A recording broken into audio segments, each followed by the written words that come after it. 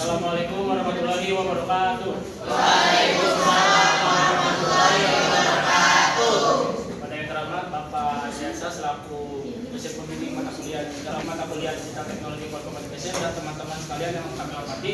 Perkenalkan, nama saya Muhammad Hadi Sabila. Saya Fahri Yansyah. Saya Muhammad Rayhan. Di sini kami akan mempresentasikan tugas akhir dari mata kuliah Digital Teknologi Informasi, yaitu tugas penyusunan paper yang telah kami kerjakan sebagai izin. Penjelasan lebih lanjutnya akan dijelaskan oleh Fahri Yansyah dan Rayhan. Selanjutnya saya ingin menjelaskan definisi pengolahan limbah.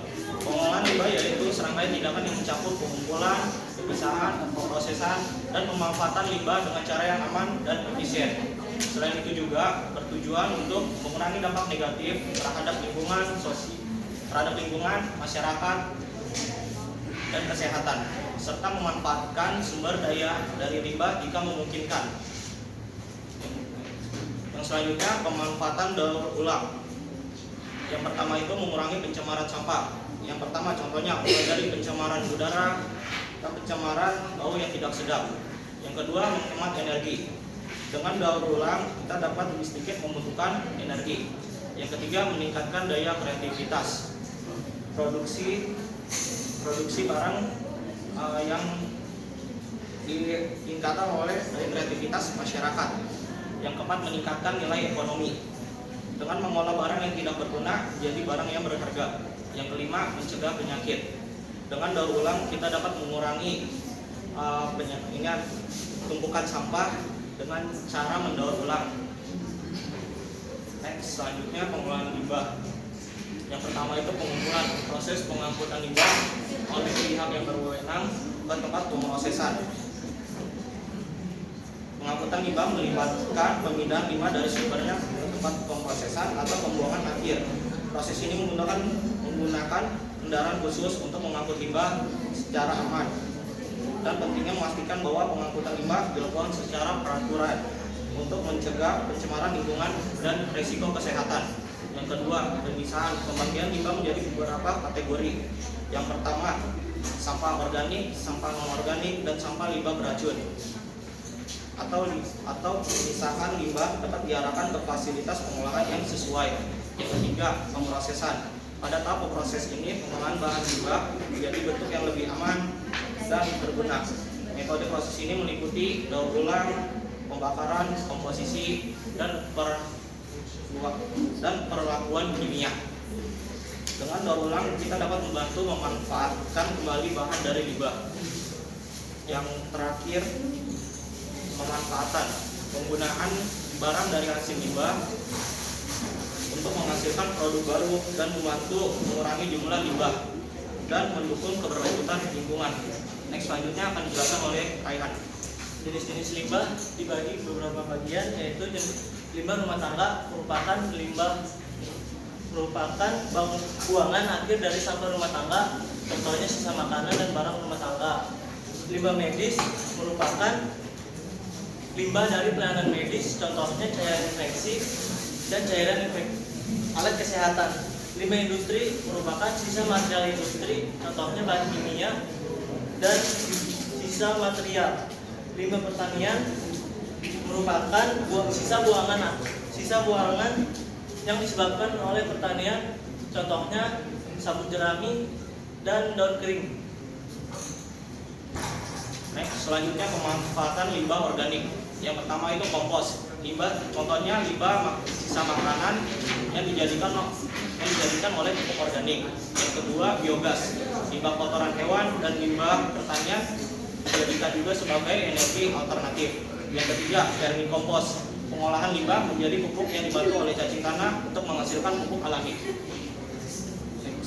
Pemanfaatan limbah non-organik dibagi 3, yaitu daur ulang. Limbah non-organik bermacam-macam seperti kertas, plastik, logam, dan kaca dapat dijadikan bahan baku baru.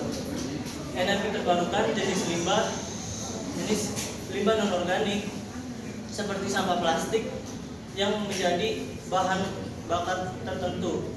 Pengolahan limbah elektronik, limbah dari bahan elektronik seperti televisi dan handphone yang dimanfaatkan menjadi bahan baku baru.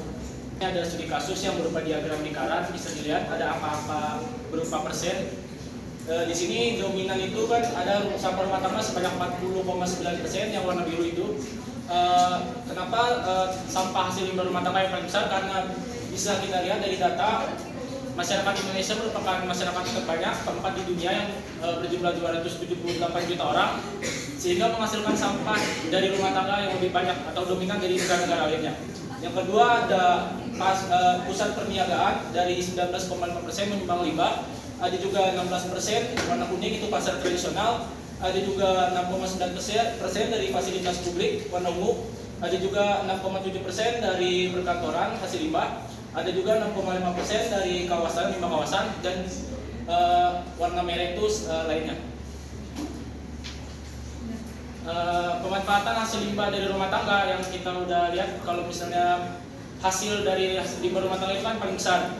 Makanya ada dua opsi kita bisa gunakan dari hasil limbah rumah tangga. Pertama, kita buat pupuk organik dari sisa-sisa makanan atau buangan dari rumah tangga yang bisa dijadikan pupuk dari sisa sayur atau sisa makanan yang udah basi atau udah nggak bisa dimakan lagi.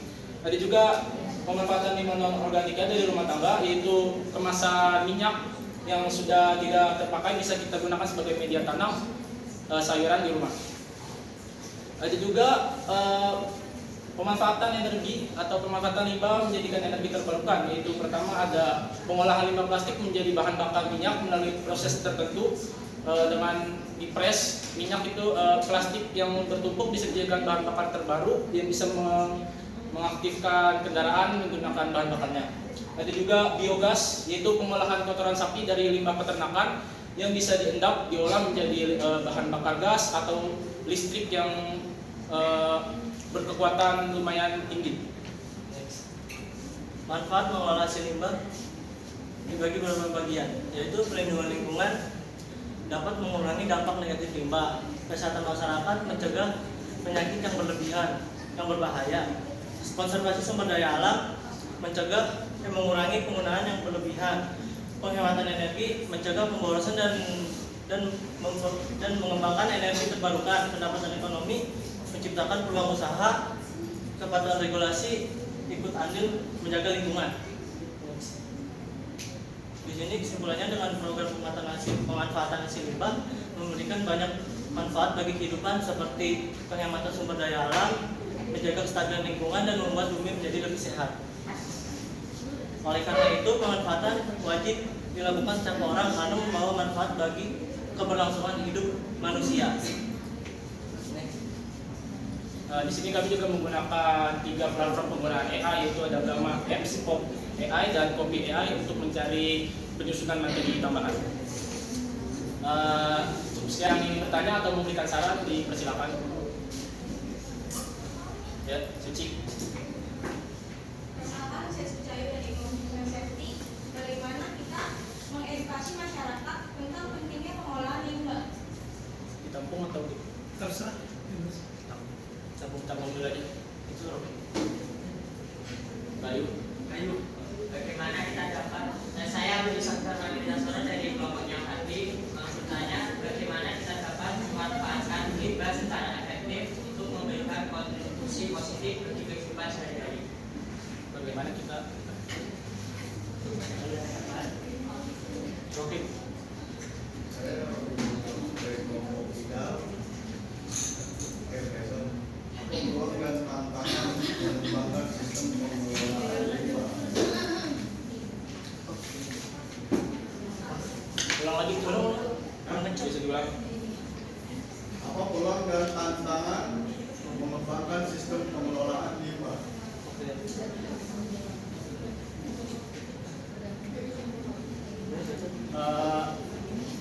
Saya mau jawab pertanyaan dari Suci. Bagaimana kita mengedukasi masyarakat akan pentingnya pengolahan limbah? Pertama itu kita bisa datang ke kampung-kampung untuk survei atau menjelaskan bagaimana cara pemanfaatan hasil limbah, dan juga ada cara yang kedua yaitu menggunakan media sosial seperti yang di TikTok itu seperti Pandawara itu membersihkan lingkungan dengan cara tertentu untuk mengikut sertakan masyarakat. Dan juga kita bisa menjalin kerjasama oleh pihak-pihak seperti sekolah atau perkantoran atau staf-staf di perkantoran publik atau yang swasta bisa ikut serta dalam pemanfaatan nasabah. Bisa diterima, Suci? Oke, saya akan menjawab dari pertanyaan Bung Rocky. Jawabannya, peluangnya itu meningkatkan kesadaran masyarakat terhadap pengembangan teknologi ramah lingkungan. Tantangannya yaitu biaya teknologi yang tinggi dan membangun koordinasi antara pemerintah dan masyarakat. Gimana? Oke, saya akan menjawab pertanyaan dari Bayu. Bagaimana kita dapat memanfaatkan limbah secara efektif untuk memberikan kontribusi positif bagi kehidupan sehari? Yaitu kita dapat memanfaatkan limbah dengan mendaur ulang dan mengolahnya menjadi energi yang terbaru, atau membuat produk baru dari bahan daur ulang. Selain itu, dalam program daur ulang kita dapat mendukung produk yang ramah lingkungan dan juga dapat membantu mengurangi dampak limbah terhadap lingkungan. Jika ingin ada yang memberi saran atau ada yang memberi saran, cukup. Terima kasih, sekian dari presentasi tugas akhir dari kelompok kami. Kurang lebih maaf. Assalamualaikum warahmatullahi wabarakatuh.